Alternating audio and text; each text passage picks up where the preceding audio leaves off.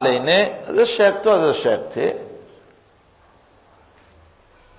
حضرت حج پڑھنے، حضرت کا نام آیا تو عرض کر دوں، حضرت حج پڑھنے گئے تھے. دل میں یہ آیا کہ بینائی کمزور ہو چکی ہے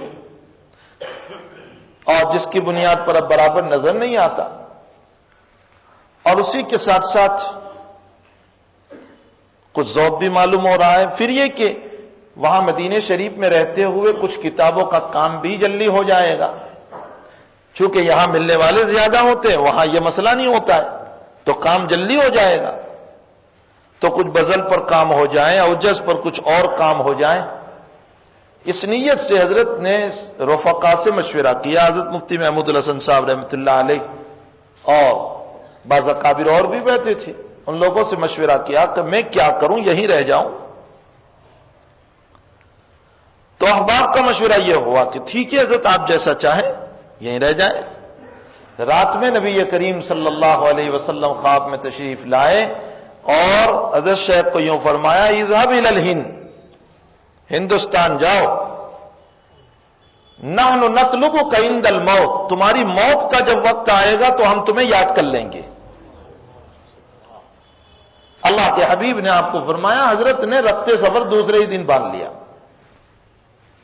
اس شاہ کے رسول ہوتے ہیں نا، جن کی زندگیاں رچی بچی ہوتی ہے، جو ایک کام بھی خلاف سنت کرنا نہیں چاہتے. ہم تو موزے بھی پہنتے ہیں تو الٹے پاؤں سے پہنتے ہیں. ہم ایسے عاشق ہیں، جوتے بھی پہنتے ہیں تو الٹے پاؤں سے. یہ عشق رسول ہوگا؟ بھائی عشق رسول تو یہ ہے کہ سنت کے مطابق جوتا پہنے، پہلے سیدھا پاؤں داخل کرے پھر بایاں پاؤں. موزہ پہنے، پہلے سیدھا پاؤں داخل کرے پھر بایاں پاؤں. کرتا پہنے، قمیض پہنے، شرٹ پہنے، پہلے یمین یعنی دایاں ہاتھ داخل کرے پھر بایاں ہاتھ داخل کرے. نبی علیہ السلام کی سنتوں سے جس کو عظمت ہوتی ہے نا، وہ ہر اللہ کے حبیب غسل بھی فرماتے تھے تو پہلے جمڑی طرف میں پانی ڈالتے تھے پھر دابی طرف میں پانی ڈالتے تھے. کیا ہمیں یہ سنتیں یاد رہتی ہے؟ غسل خانے میں جب جاتے ہیں تو ہم کہاں پانی ڈالتے ہیں؟ کچھ پڑی.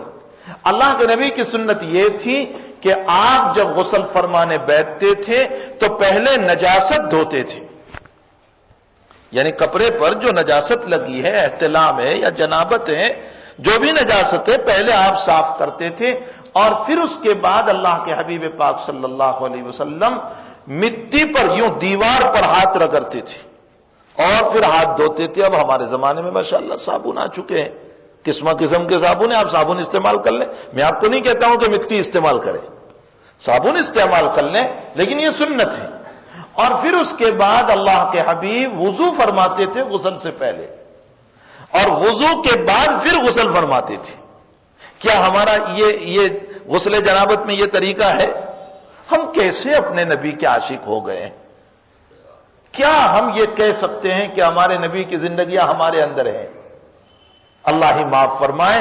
یہ تو فضل خداوندی ہے اور نبی کی دعائیں ہیں کہ ہم جی رہے ہیں،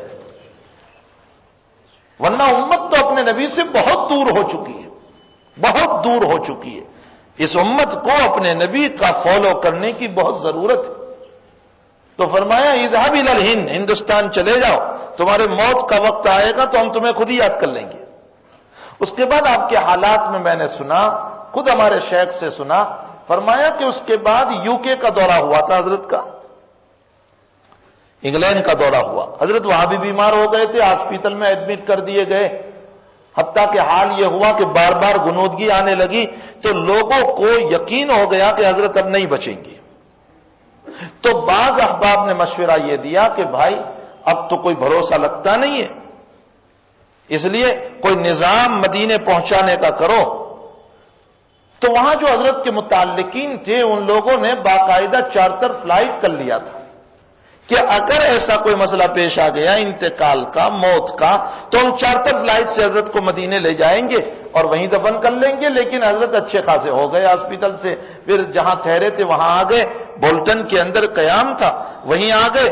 اور آنے کے بعد جب حضرت کے سامنے سارا واقعہ بیان کیا کہ حضرت آپ کے لیے تو ہم نے چارٹر فلائٹ بھی کر لیا تھا، کچھ ایڈوانس بھی ہم نے دے دیا تھا اور ساری تیاریاں، تو حضرت نے مسکرا کر فرمایا تمہیں یاد نہیں ہے، میرا نبی تو خود ہی مجھے یاد کرے گا.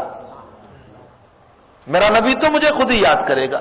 ہندوستان تشریف لے آئے تو یہاں آنے کے بعد بہت سخت تعلیل ہوئے، بہت زیادہ بیمار ہوئے، تو اللہ کے حبیب پاک صلی اللہ علیہ وسلم نے خواب میں فرمایا زکریا تم مدینے آ جاؤ۔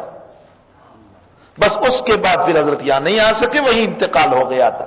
حقیقت حال یہ ہے کہ بھئی اس کے رسول کے تو مسائل ہی ایسے ہوا کرتے ہیں، تو ہمیں چاہیے کہ اللہ کے حبیب پاک صلی اللہ علیہ وسلم کی مبارک سنتوں کو جب تک ہم اپنی زندگی میں نہیں لائیں گے وہاں تک ہم کامیاب نہیں ہو سکتے ہیں۔